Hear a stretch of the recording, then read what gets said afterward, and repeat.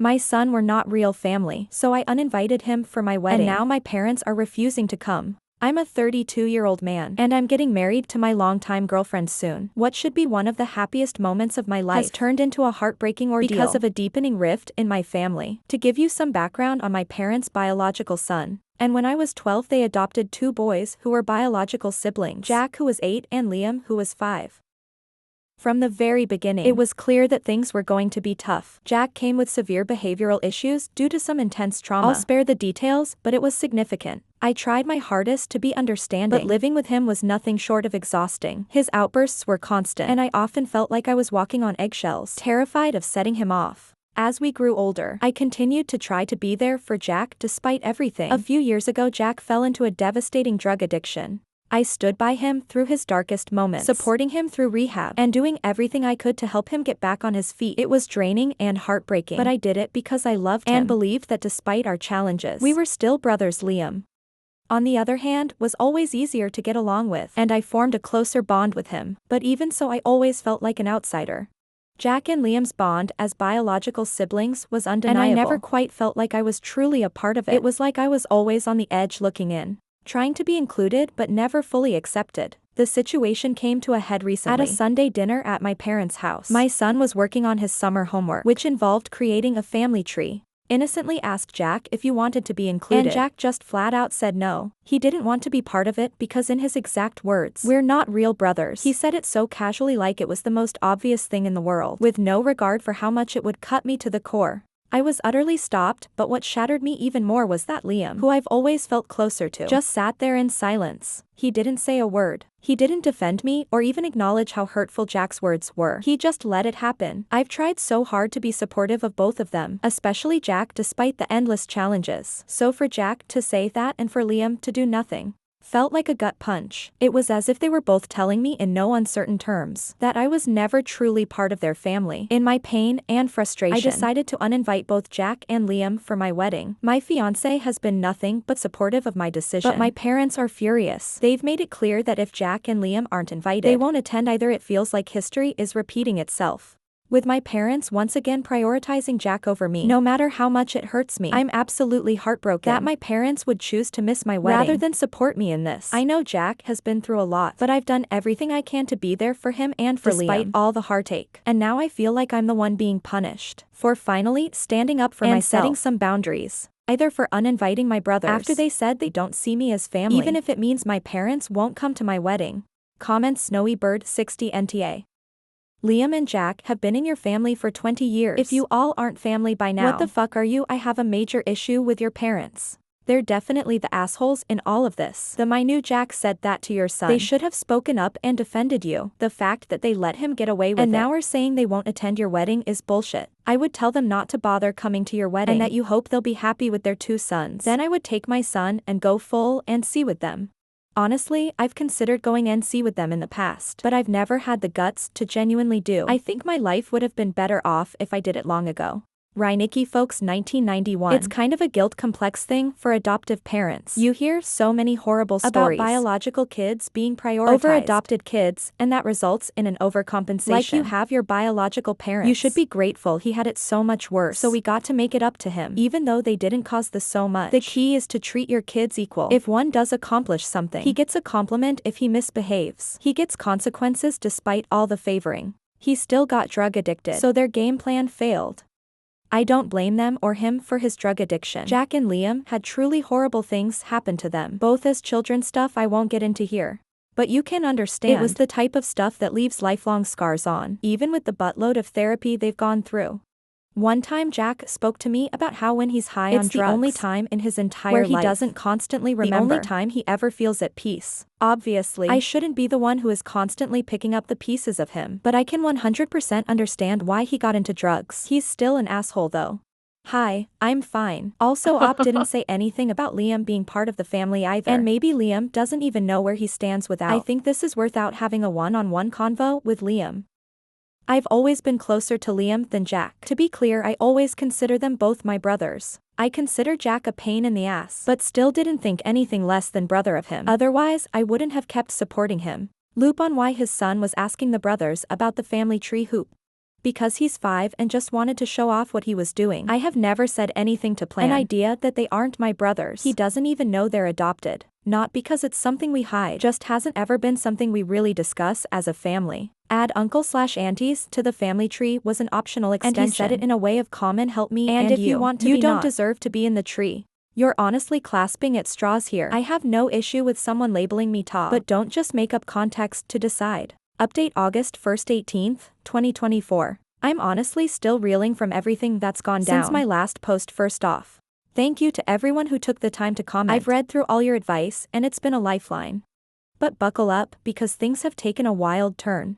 After hearing from so many of you, I decided I needed to talk to Liam. We met up at a pub and I just laid it all out there. How hurt I was when he didn't say anything. After Jack made that awful comment about not being real brothers, I was half expecting him to defend himself, but what I got was something entirely different. Liam confessed that he's been living in fear of Jack for years. He told me he kept quiet that night because he was terrified of setting Jack off, not because he agreed with him. Then he dropped the bombshell. Despite being Jack's biological brother, he's felt just as much of an outsider in our family as I have. The constant pressure from our parents to cater to Jack's every whim has worn him down too. Liam assured me that he's always seen me as his brother, and that he regrets not standing up for me sooner. Hearing that was a huge relief. He's completely on my side now, and we agreed that if Jack can't respect me as a brother, he has no place at my wedding or in our lives. But just when I thought things couldn't get more intense, my parents decided to make everything worse. I sat them down and explained why I uninvited Jack, hoping they'd understand instead. They threw down an ultimatum. If Jack isn't invited, they're not coming to my wedding. No room for discussion, no empathy, just flat-out refusal. I was gutted. After all these years of putting Jack's needs above mine, this is how they repay me. I couldn't hold back anymore. I let out all the anger and frustration I've been bottling up for years. I told them how I've always been the one sacrificing, how they've always prioritized Jack, and that I was done being treated like I don't matter. I made it clear that if they choose not to come to my wedding, they're making their choice and I'll make mine. With that, I walked out, leaving them to stew in their own decisions. Out of nowhere, Jack started bombarding me with the nastiest, most hurtful text I've ever received. He accused me of turning Liam against him, of ripping the family apart, and had the audacity to call me selfish for abandoning him. He ranted about how he never felt like he belonged in the family, and how it's all my fault for pushing him away. His words hit hard, but they also opened my eyes. Jack has spent his whole life blaming everyone else for his problems, and I've been his favorite scapegoat. This time though, I'm not letting him guilt trip me. I didn't even respond, I just blocked his number. If he can't see what he's done wrong, then there's nothing more to say. Liam was livid when I told him about Jack's messages. He's more determined than ever to support me, and we decided to go low contact with our parents. Until after the wedding, Liam's been a rock through all this, helping me with the wedding plans and making sure I'm not dealing with this mess alone. So the wedding is still happening, but with a much smaller guest list. My parents haven't reached out since our argument, and at this point I don't care if they show up or not. This day is about me and my fiancé, and I'm not letting anyone, not even my own family, ruin it. Thank you again for all your support and advice. I'll keep you posted if anything else happens, though I'm really hoping. My next update is just about how amazing the wedding was. Fingers crossed. Comments rocket69_. Make sure you have security to keep Jack from crashing the wedding. Foxy Sly Old Study Fox. Well, you may look back in years to come and reflect your parents' reaction should not have come as a surprise. That doesn't mean it won't hurt now, and that it won't hurt in the future. Fair dues to Liam though, and congratulations on having at least one family member who loves. Update to August 25th, 2024. Hey, everyone. I wanted to give an update. After everything that's happened over the last week, a lot has changed, and I'm grateful to say that things are moving in a much better direction. 2 days after the text argument with Jack, he reached out to me. I wasn't sure what to expect when he asked if we could meet up, and I was reluctant, but I agree. When we sat down, the first thing he did was apologize. He told me how sorry he was for what he said to my son, and admitted that he didn't know why. He said Jack seemed genuinely remorseful, and I could tell that he really meant it. This wasn't just another apology to smooth things over. This was different, and it felt sincere. After apologizing, Jack took a deep breath and confessed something that I probably should have seen coming. He told me that he had relapsed before the argument even happened. Hearing that hit me hard. It explains so much about his behavior in the weeks leading up to that moment. The irritability, the distance, the way he was withdrawing from everyone. I realized that I had missed all the signs. I'm not proud to admit it, but I was so caught up in my frustrations with Jack's behaviors in my wedding that I didn't stop to think that something deeper might be going on. Jack's confession wasn't just about the relapse. It was about taking responsibility in a way he's never done before. He went on to tell me that after realizing the damage he caused, he had made the decision to check himself into treatment. This might sound like a typical step, but for Jack it was monumental. In the past, Jack's only gone into treatment because he was either sectioned by social services, enforced into it, or because my parents threatened to kick him out if he didn't get help, but this time he made the decision on his own. That was something he'd never done before, and it showed me that he was serious about wanting to change. He told me that he is doing this because the prospects of losing his brother was too much and he couldn't handle it. He wants to take this seriously because he wants to show me he can do it. He told me he sees me as his family, and he feels so guilty for making me feel like I wasn't his family. Jack is also agreed to start taking medication to help calm his nerves, something he would never do before. It's now been about 5/6 days since Jack checked himself in for treatment, and I've been visiting him regularly. At first I went alone, because I wasn't sure how my son would feel about seeing Jack so soon after everything that happened, but after a few visits I felt it was important for my son to see that Jack was making an effort to make things right, so I brought him along. And Jack took the opportunity to apologize to him. It was a really emotional moment for me as a parent. My son is still young and doesn't fully understand everything that's been going on, but he could see that Jack was sorry, and that seemed to make a difference to him. They even spent some time together just talking and playing, and it felt like a big step forward for all of us. Throughout all of this, my brother Liam has been incredibly supportive. We've talked a lot about Jack, and it's clear that Liam wants to see him succeed just as much as I do. We both know how much Jack's trauma has affected him, and while it doesn't excuse his behavior, it does help us understand why he struggled so much. Having Liam by my side through all of this has made me feel a lot less alone. Reflecting on everything, I've come to realize that I need to take responsibility for my part and how things escalate in the weeks leading up to the argument. Jack had been doing things that really got under my skin. Instead of addressing it calmly, I let my frustration build until I finally snapped. Looking back, I can see that his behaviors were likely tied to his relapse, and I should have seen that sooner. I feel guilty for not recognizing the signs and for reacting the way I did, but I'm trying to focus on what I can do to support Jack now that he's taking his recovery seriously. When I wrote my first 2 posts, I was in a place of deep frustration with Jack, and no, nothing I said was incorrect or a lie. I definitely painted a picture of Jack's most negative moments. Without everything else, I want to remind everyone about Jack's trauma.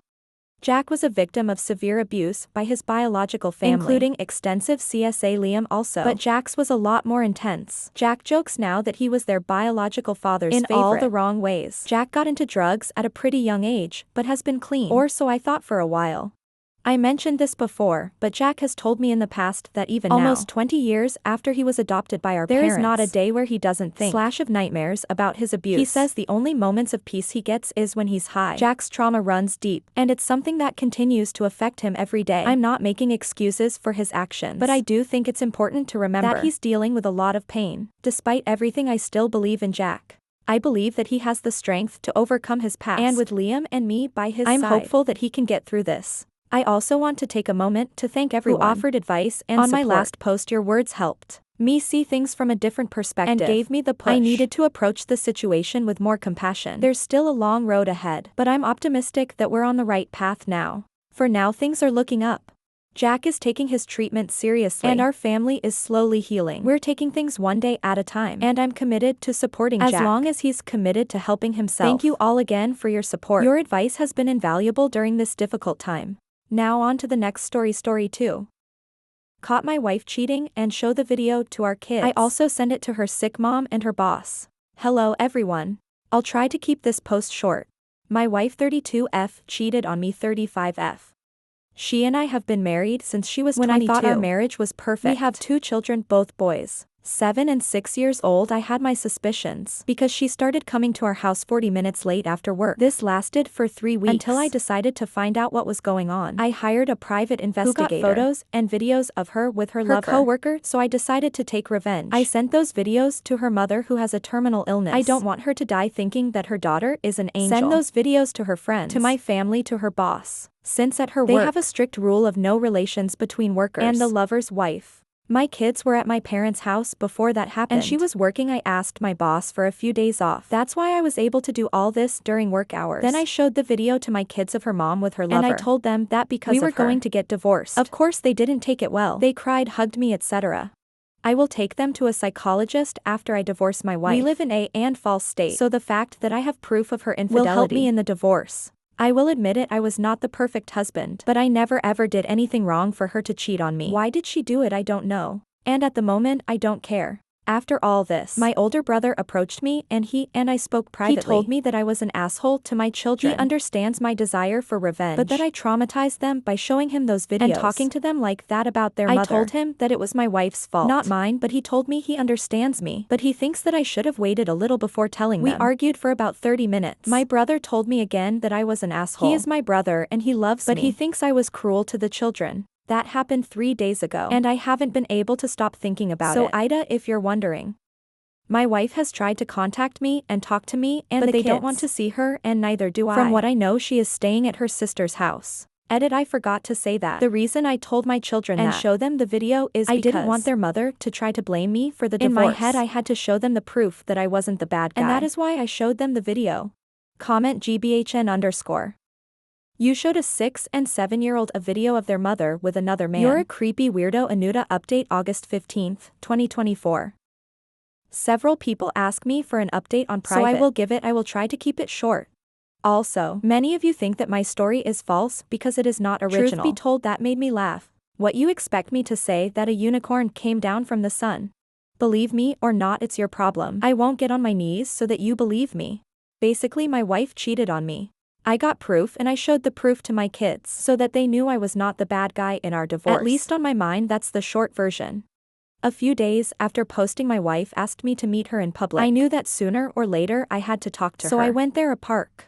The conversation lasted about 2 hours. But these are the most important things. She told me that because I sent the proof of her cheating to her mother, who has a terminal illness. Her mother was devastated and disappointed with her. I told her it was her fault, not mine. She told me that her ex-lover's wife lost the baby.